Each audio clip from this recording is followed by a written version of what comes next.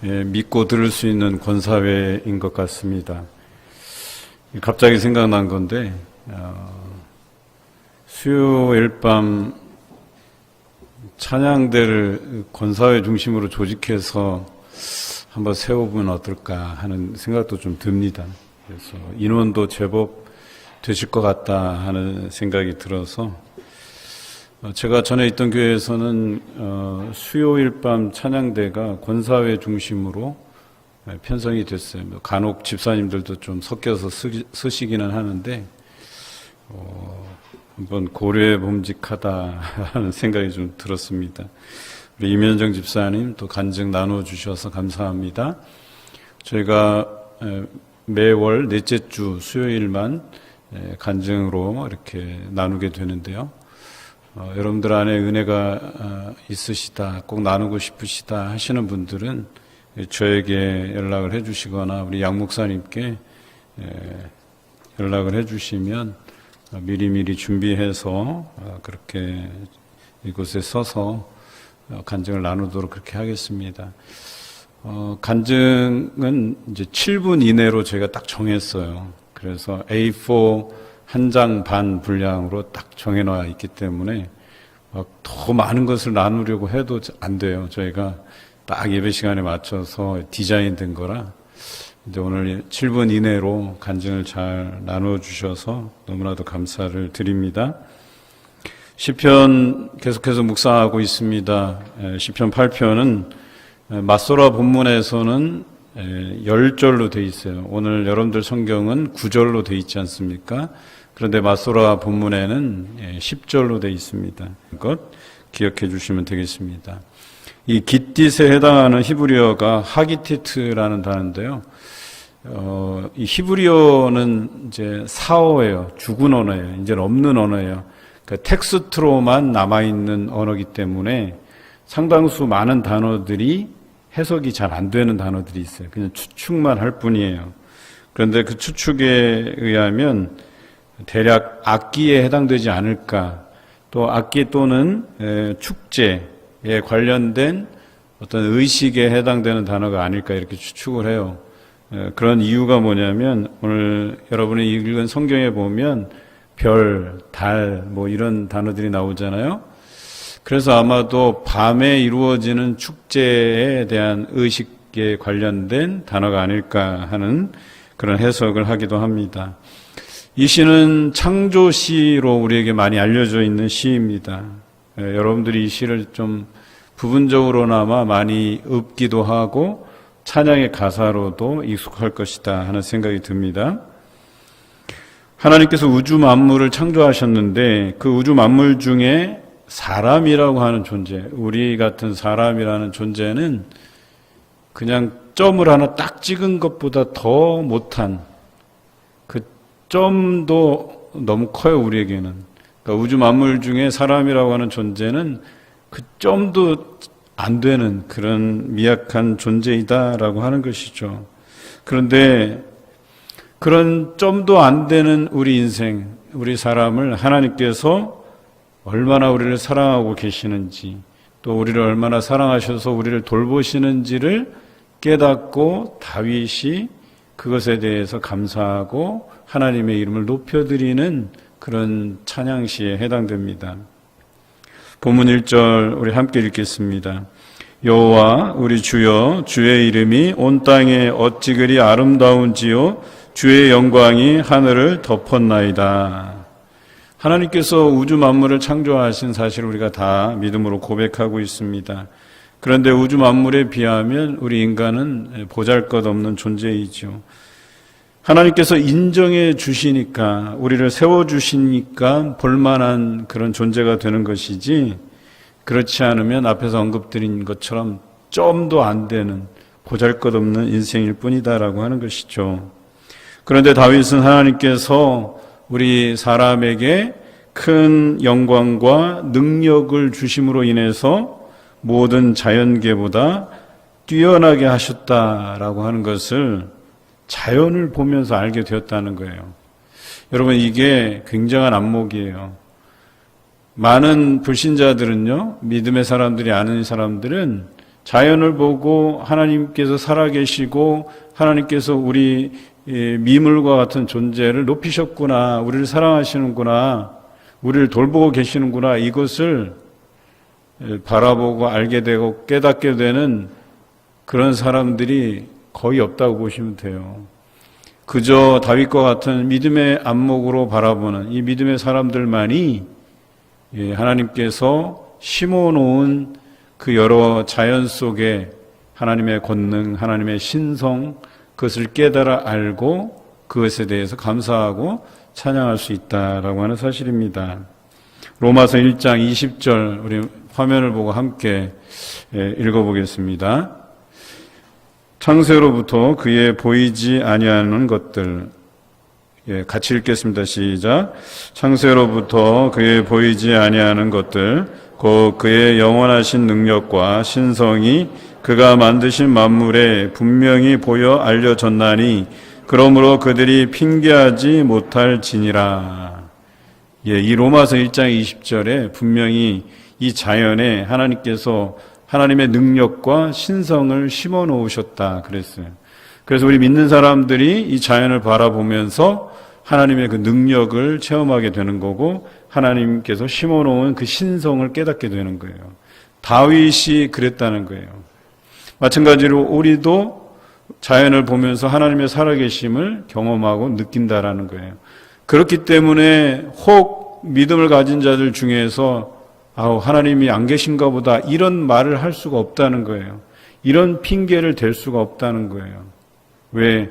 이미 하나님께서 우리가 살아가는 이 만물 속에 하나님의 능력과 신성을 심어 놓으셨기 때문에 그렇습니다. 그래서 우리가 하나님이 없다, 안 계신가 보다 이렇게 핑계댈 거리가 없다고 로마서 1장 20절은 우리에게 이야기하고 있습니다.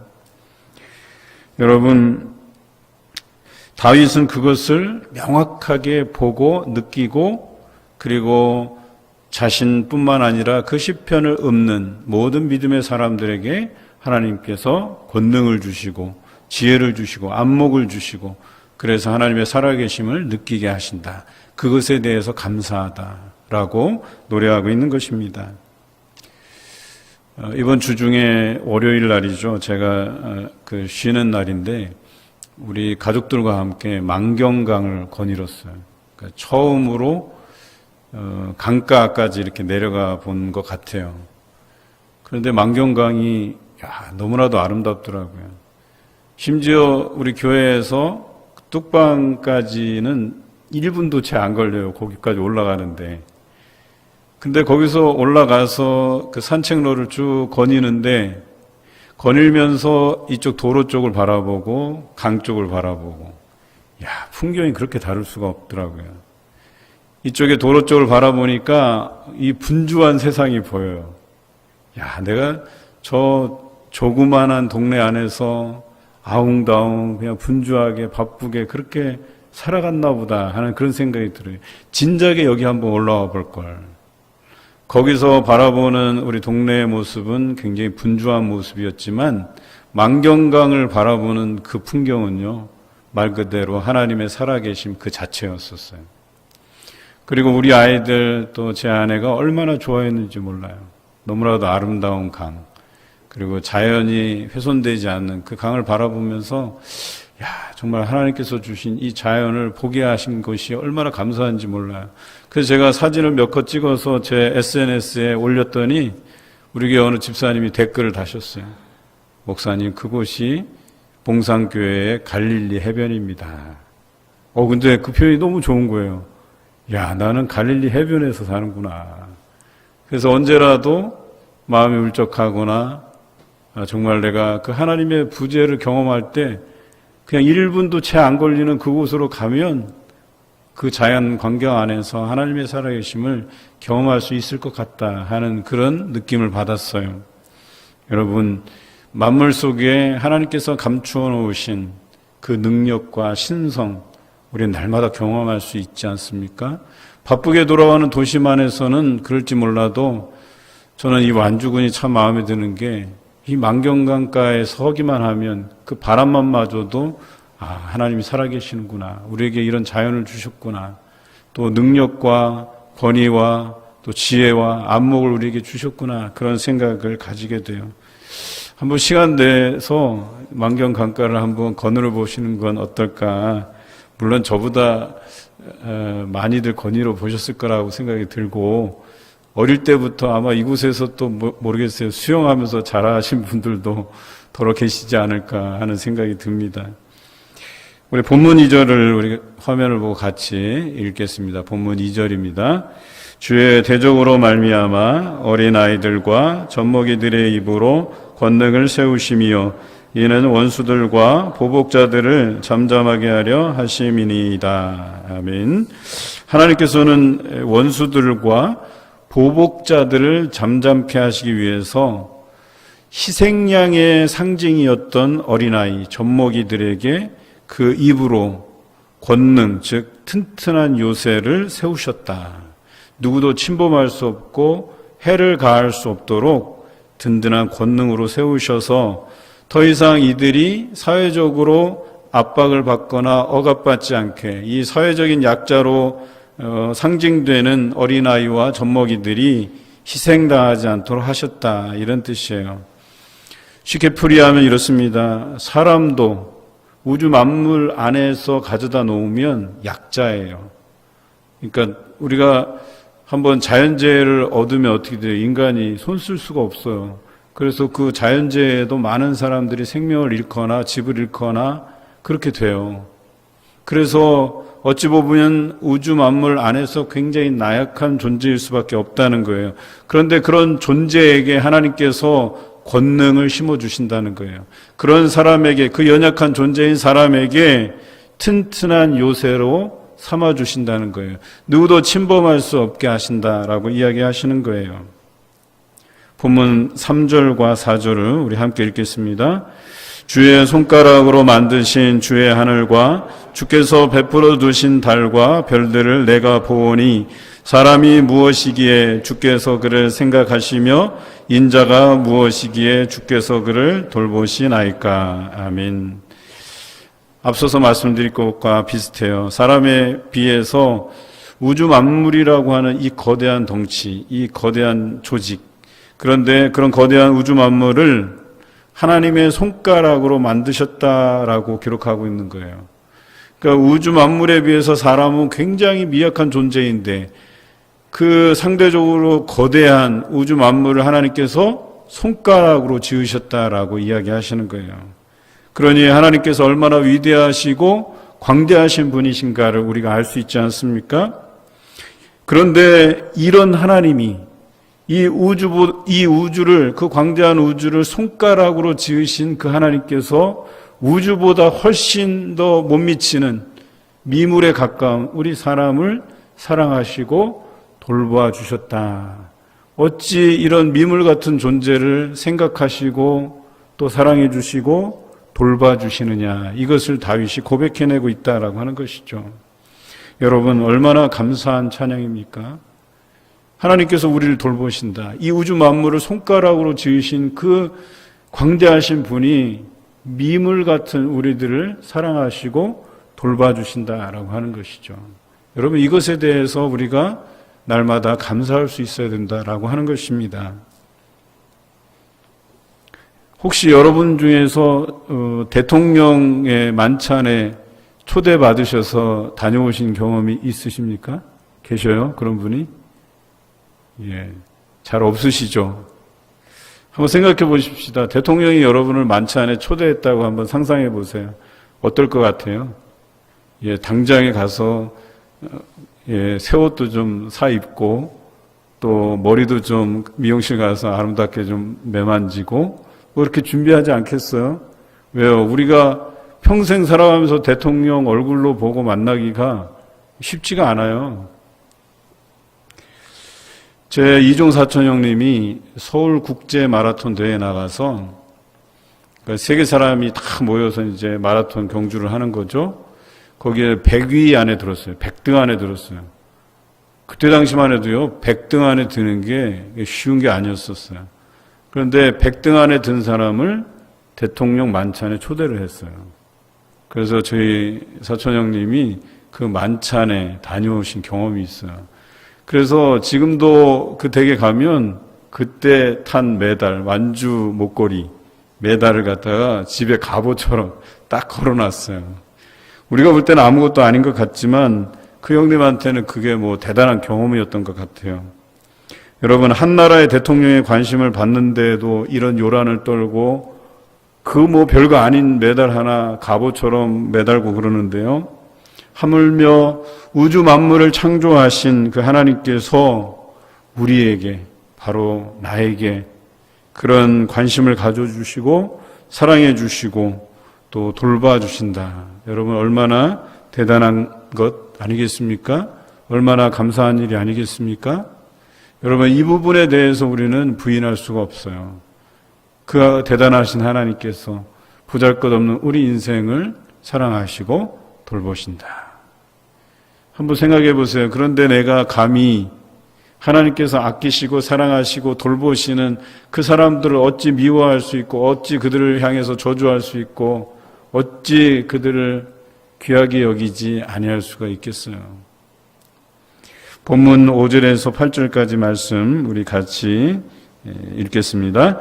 그를 하나님보다 조금 못하게 하시고 영화와 존귀로 관을 씌우셨나이다. 주의 손으로 만드신 것을 다스리게 하시고 만물을 그의 발 아래 두셨으니 곧 모든 소와 양과 들짐승이며 공중의 새와 바다의 물고기와 바닷길에 다니는 것이니이다. 관심과 사랑, 돌봄, 여러분 이것도 너무나도 감지덕지하고 감사한 일인데, 찬양 올릴 만한 일인데 하나님보다 조금 못한 존재로 만드셨다고 이야기하고 있어요. 그리고 영화와 존귀로 관을 씌워주셨다. 여러분 이거 굉장히 대단한 겁니다. 심지어 만물을, 하나님께서 창조하신 그 만물을 인간으로 하여금, 사람으로 하여금 다스리게 하셨다라고 성경은 기록하고 있어요. 여러분 굉장히 놀랄 만한 일이에요. 분명히 그 우주 만물이 사람보다 더 크고 우리는 그 우주 만물 아래에서 굉장히 미약한 존재일 수밖에 없는데 하나님께서 존귀와 영화로 관을 씌우고 그 만물을 다스리게 할 수 있도록 만드셨다라고 하는 것이에요. 이게 놀라운 거예요. 이게 감사한 일이에요. 여러분, 그런데 이것을 보는 안목이 있는 사람만이 볼 수 있는 거예요. 쉽게 표현해서 믿음의 사람들만 이것을 볼 수 있다는 거예요. 이것을 깨달을 수 있다는 거예요. 그렇지 않은 사람들은 여러분 이것을 보지 못해요. 내가 얼마나 귀하게 세움받았는지에 대해서 잘 몰라요. 우리 믿음의 사람들이 믿음 없는 사람들을 부러워할 이유가 없다고 하는 것이 바로 여기 있는 거예요. 그들에게는 이런 안목이 없지만 우리는 이런 안목을 가지고 있어요. 하나님께서 우리를 귀하게 여기시고 그 만물을 다스릴 권세를 주셨다라고 하는 것을 우리는 알기 때문에. 그런데 그렇지 못한 사람들은 어때요? 이 우주 만물 안에서 자신의 연약함을 경험할 때, 절망스러운 경험을 할 때 어때요? 자기가 가치 있고 존귀하다는 생각을 못하게 돼요. 아, 나는 이 세상에서 필요 없는 존재인가 보다. 나는 이 세상에서 가치 없는 존재이기 때문에 사라져도 되는 존재이구나 라고 판단해버리고 쉽게 자기 목숨을 던져버리는 세상 사람들이 얼마나 많이 있는지 몰라요. 그런데 우리는 어때요? 이 사실만 알고 있다면 우리는 존귀한 사람, 하나님께서 사랑하시고 돌보시는 사람, 여러분 이거 한 가지만으로도 우리는 충분히 살아갈 가치가 있는 사람들이에요.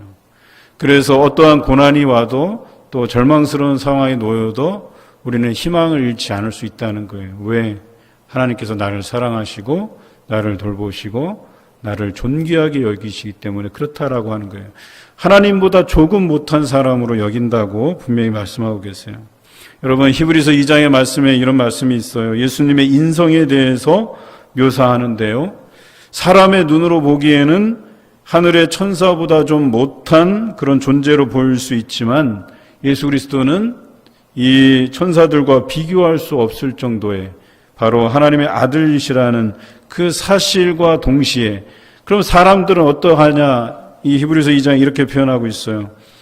잠시 동안은 천사보다 못한 존재로 지음받았지만 나중에 우리 사람들이 하나님의 자녀의 위치를 회복하게 된다면, 예수 그리스도를 믿음으로 말미암아서 하나님의 자녀로서의 그 위치를 회복하게 된다면 모든 천사들의 존재는 구원받는 후사를 위해서 부리는 영에 불과하다, 이렇게 표현하고 있어요.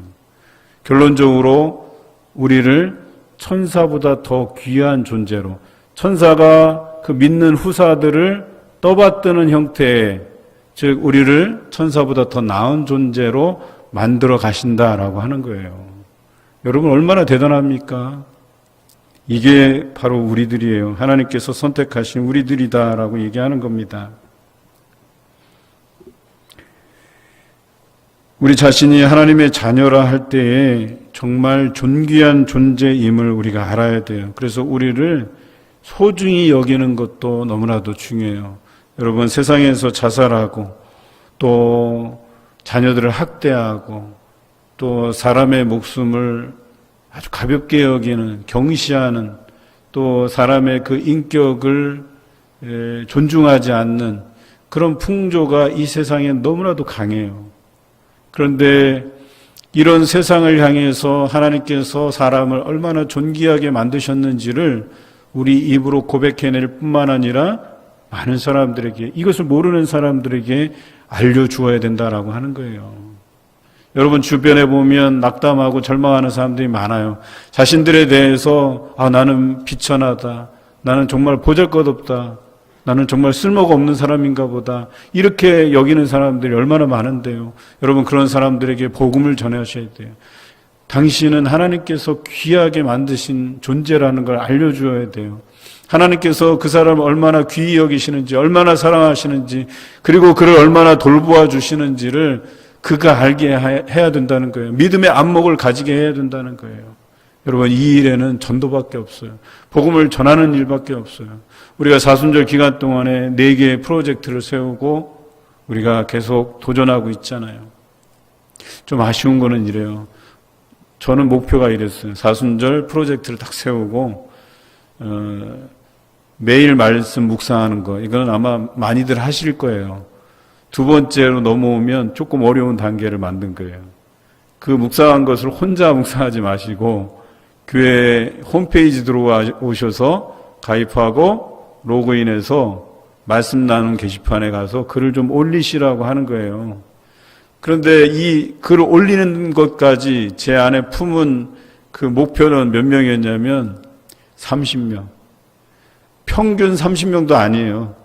하여튼 어느 날이든 우리가 그 40일 사순절을 보내면서 정말 어느 날 우리 성도들의 마음을 막 깊이 감동시키는 날, 정말 30명 이상이 그날 들어와서 글을 남기시면 어떨까 하는 그런 기도 제목을 가지고 기도하고 있어요. 지금은 몇 명인 줄 아세요? 한 10명에서 한 13명 이렇게 왔다 갔다 해요. 그렇게 평균적으로 따지면 한 12명 정도 되는 것 같아요. 그래서 여전히 제 마음에는 하나님께서 언젠간 30명이 넘게 해주실 것을 믿고 이렇게 하는 거예요. 30명이 적은 숫자가 아니에요. 여러분 우리가 잘 아는 큰 교회, 이제 어느 교회라고 직접적으로 말씀드리진 않겠지만 그 교회는 예수 동행 일기라는 걸 써요. 24시간 주님만 생각하고 예수님만 묵상하고 그렇게 삶을 살기를 원하여서 예수 동행 일기를 하는데 그룹에 가입을 해야 되고 매일같이 글을 올려야 돼요. 거기는요 1년 365일 매일 남겨야 돼요. 우리는 그것도 아니고요 40일만 맛배기로 해보는 거예요. 그런데 이게 잘 되잖아요. 그럼 계속 할 거예요. 또 계속 말씀을 나누고 올리시도록 하고, 그렇게 또 시즌별로 절기별로 기회가 닿으면 이 말씀 나누는 게시판을 계속 활성화시키려고 해요. 여러분 안 하면 소외돼요. 안 하면 뒤처져요. 신앙이 퇴보돼요. 제가 이런 말씀을 드리는 이유가 있는 거예요. 이 말씀 묵상을 통해서 내가 그 묵상한 것들을 나누는 것이요 우리의 신앙에 얼마나 유익이 되는지 몰라요. 그것 때문에 내 삶이 조심스럽고 하나님 중심으로 살아가게 되고 내가 글로 고백드렸기 때문에 그런 삶을 살지 않을 수가 없는 거예요. 제가 새벽에 안전장치 이 말씀 드렸어요. 이게 안전장치예요. 여러분이 이걸 씀으로 인해서 내가 이 안에서 살아야 되겠구나. 이 틀 안에서 하나님 중심 안에서 살아야 되겠구나. 이런 생각을 하게 되는 거거든요. 여러분, 이 세상을 향해서 이 자신을 소중히 여기지 못하는 사람들을 향해서 복음을 전해야 돼요. 그리고 우리가 이 사순절 기간을 통해서 마태복음 쓰기를 하잖아요. 또 써가면서 그 안에서 우리에게 받는 은혜가 분명히 있어요. 제가 그렇거든요.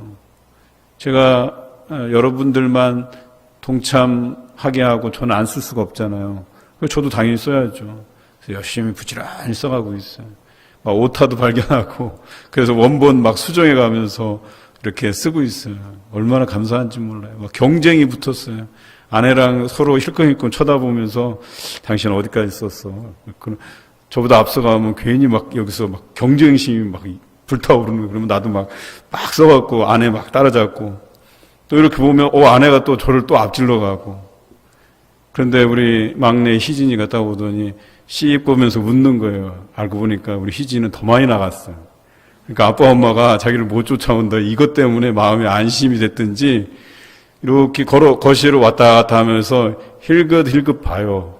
오늘도 제가 막간을 이용해서 저녁 먹고 좀 글을 쓰는데 우리 딸이 쓱 가면서 쏙 내려다보더니 씩 웃고 가요. 자기보다 적게 썼다 이거예요, 진짜. 하여튼간 그 안에서 뭔가 우리 안에 주시는 은혜가 있을 거예요. 그러면 우리가 마지막 4번째에 1인 1전도하기. 여러분 이거 꼭 실천하셔야 돼요. 세상에 자신이 가치 없다고 여기는 사람, 절망적인 상황에 놓여서 희망을 잃어가는 사람 얼마나 많은지 몰라요. 여러분 자영업자가 요즘 힘들다는 거 다 아시죠? 우리만 힘든 게 아니에요. 우리는 그래도 믿는 사람이기 때문에 믿는 백이라도 있잖아요. 그런데 예수 믿지 않는 사람들은 더 절망적이에요. 너무나도 힘들어요. 그들을 위해서 기도하라는 거예요. 그들을 위해서 복음을 전하라는 거예요. 하나님께서 당신을 너무나도 아끼시고 사랑하시고 돌보신다는 이 이야기를 우리가 해줘야 된다라고 얘기하는 겁니다. 우리 본문 구절을 함께 읽겠습니다. 여호와 우리 주여 주의 이름이 온 땅에 어찌 그리 아름다운지요. 여러분 오늘 묵상한 우리 시편 8편은요. 인간이 가지는 어떤 주권, 인간이 가지는 어떤 권능 이것을 이야기하자는 게 아니에요.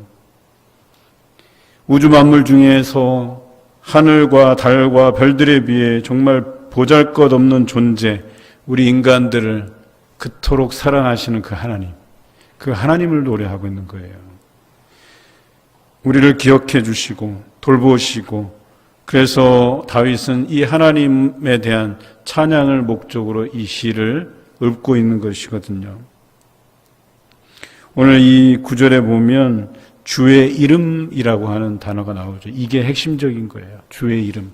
다윗이 찬양할 목적은 주의 이름을 높여드리는 거였었어요. 히브리어로 쉬무카라고 하는데요.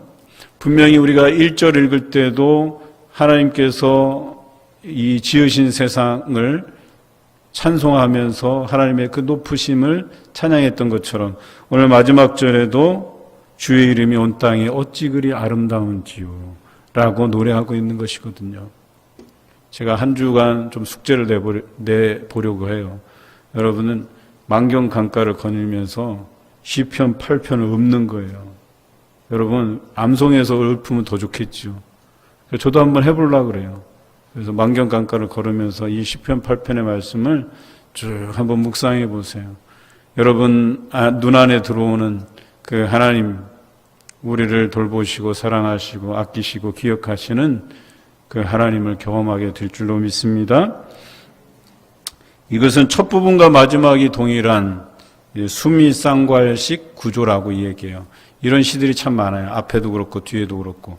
그래서 앞에 나오고 뒤에 나온다. 그러면 그것은 앞에 나온 것과 뒤에 나온 구절이 그 시편의 핵심적인 구절이다라고 하시는 걸 알고 계시면 좋을 것 같습니다. 우리 마지막으로 창세기 1장 28절과 28절을 우리 함께 읽겠습니다. 하나님이 자기 형상 곧 하나님의 형상대로 사람을 창조하시되 남자와 여자를 창조하시고 하나님이 그들에게 복을 주시며 하나님이 그들에게 이르시되 생육하고 번성하여 땅에 충만하라. 땅을 정복하라. 바다의 물고기와 하늘의 새와 땅에 움직이는 모든 생물을 다스리라 하시니라. 여러분, 우리는 하나님의 형상을 가진 사람들이에요. 존귀한 존재라고 말씀드립니다. 만물을 여기 다스리도록 지어진 존재라고 분명히 창세기에 언급되어 있고 오늘 우리가 읽은 시편 8편에도 기록되어 있어요. 여러분, 다이아몬드를 저한테는 다이아몬드가 없어서 한 이따만한 다이아몬드가 있다고 칩시다. 제가 여러분들에게 이만한 다이아몬드를 보여주면서 이거 얼마에 사시겠습니까? 이러면 어떨 것 같아요? 여러분들의 반응이 어떨 것 같아요? 아유, 저 목사님 또 사기치시네. 또 저게 무슨 다이아몬드, 저만한 다이아몬드가 어디 있다고. 그래서 어떤 사람은 그래도 목사니까 제가 한 5,000원 드릴게요. 이게 진짜 다이아몬드인데도 그냥 농담하지 마시고요. 그냥 5,000원 드릴게요. 또 어떤 사람은 10,000원 드릴게요. 그러면 좀 목사님 체면도 살릴 겸 한 30,000원 제가 드릴게요. 그런데 여기 혹시 보석상 하시는 분 계셔요? 보석 전문가가 보잖아요. 야, 이거 대박 난 거죠. 내가 전 재산을 다 팔아서 그거 살 테니까 목사님 그거 주십시오. 저한테 주십시오. 그것이 다이아몬드인 것을 참되게 바라보고 그 가치를 아는 사람이 있고 그 가치를 모르는 사람이 있는 거예요. 여러분, 하나님께서 우리를 존귀하게 지으신 것, 그 가치를 아는 사람은 그 가치를 가지고 살아가는 거고요. 그 가치를 모르는 사람은 그 아까운 기회를 놓치는 거죠. 이만한 다이아몬드를 살 수 있는 기회인데 그걸 모르는 거예요. 그 가치에 대해서. 그런데 진정한 그 가치를 알아보는 사람만이 그 가치를 품고 살아가는 거거든요. 여러분, 오늘 우리는 굉장한 가치를 알게 됐어요. 우리가 하나님의 형상을 입고 지음받았다는 것, 만물을 다스리게끔 우리에게 권을, 그 주권을 주셨다는 것, 또 하나님께서 우리를 사랑하시고 기억하시고 돌보신다는 사실. 여러분, 이것만 가져도 우리가 굉장한 가치를 지닌 사람들이에요. 그 가치를 가지고 살아간다는 건 여러분 굉장히 놀라운 사실이에요. 그것을 다윗은 알았어요. 그리고 다윗은 노래하면서 많은 사람들이 이 시편을 읊으면서 알기를 원했던 거예요. 여러분의 가치는 이제 여러분 스스로가 만들어가는 것이에요. 이미 하나님께서는 여러분을 존귀하게 만드셨어요. 이제는 내가 나를 어떻게 가치 있게 바라보느냐에 달려 있어요. 사랑하고 돌보시기 때문에 여러분, 하나님께서 우리의 가치를 충분히 알려주셨잖아요. 이제는 여러분이 그걸 믿음으로 받으시면 돼요. 나는 가치 있는 존재구나. 참 소중한 존재이구나. 그렇게 살아가시길 바랍니다. 정말 하나님 보시기에 존귀한 자로 여러분들을 다듬어 가시기 바라요. 여러분, 원석 같다고 하면 여러분 그 원석을 잘 다듬어서 이쁜 목걸이가 되고 반지가 되고 또 여러 가지 진귀한 보물이 만들어지잖아요. 여러분들이 그 원석이거든요. 이제 여러분 마음대로 그것을 다듬어 갈 수 있어요. 또 여러분이 안 되면 하나님께 요구하시면 돼요. 구하시면 돼요. 날 이렇게 좀 만들어 달라고, 이렇게 좀 다듬어 달라고. 그래서 믿음의 정진을 더 해 나가시는 여러분 되시길 바라요. 오늘도 나의 나됨을 인해서 감사함으로 하나님을 찬양하시는 여러분 되시기를 주님의 이름으로 기원합니다.